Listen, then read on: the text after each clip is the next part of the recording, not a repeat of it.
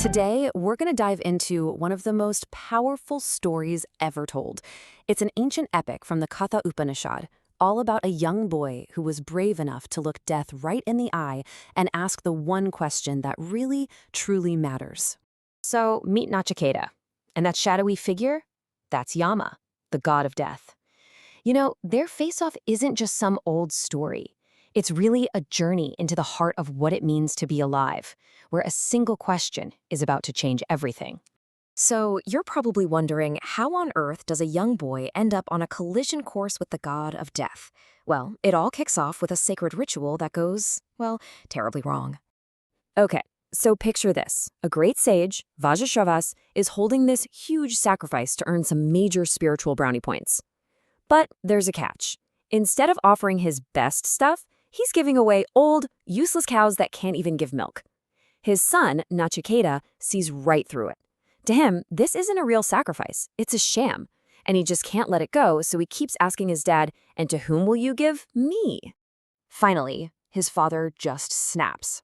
In a total fit of rage, he yells out this curse he can't possibly take back.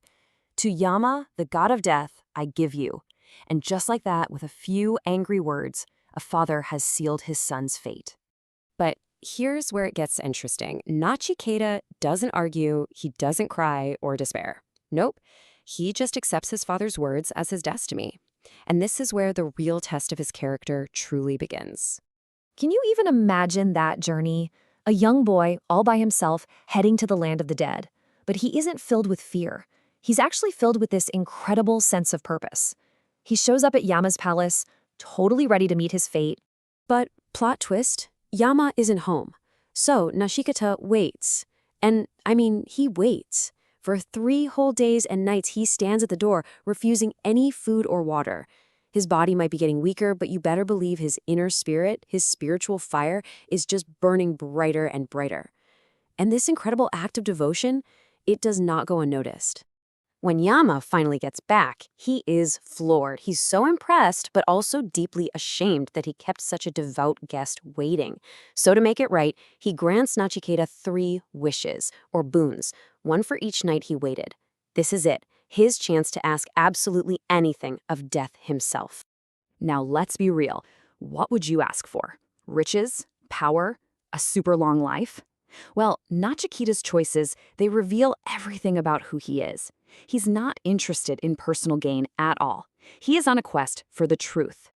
You can just see the wisdom in his choices. First, a selfless wish. He asks for his father to be at peace. Second, he asks for divine knowledge, the sacred ritual that leads to heaven. But it's his third wish? Oh man, the third wish is the one that stops Yama dead in his tracks. He asks the ultimate question: what happens after we die? Is the soul real? Does it continue on? Yama is completely shaken. He tells Nachiketa, "Listen, kid, even the gods argue about this one. This is a forbidden question, a truth so deep it could literally shatter the reality we think we know." He begs the boy, "Please, ask for anything else." And this is the great temptation, right? Yama offers Nachiketa the whole shebang, everything a mortal could ever dream of. We're talking wealth, power, pleasure, a long, long life. Anything to get him to drop the question. He's offering the easy path, the path of just enjoying worldly things. But Nachiketa's focus is just absolute. He looks at all these amazing offers and sees them for exactly what they are, temporary distractions that are going to fade away. He rejects it all. He wants the one thing that lasts forever, the truth.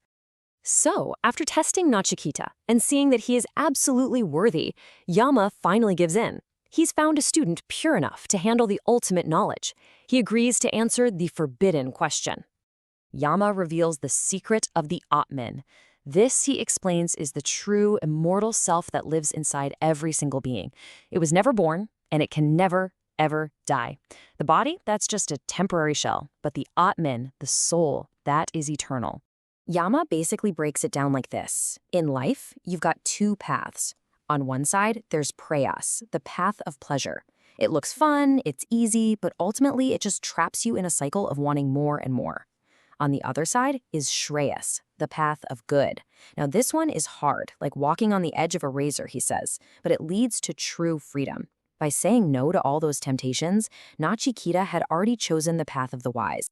And to explain how to stay on this really difficult path, Yama uses this brilliant analogy. He says, think of your body as a chariot. Your senses are like these wild horses, pulling it in every direction. Your mind is holding the reins, trying its best to keep control.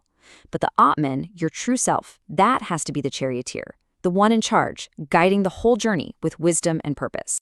So armed with this incredible, profound knowledge, Nachiketa is completely transformed.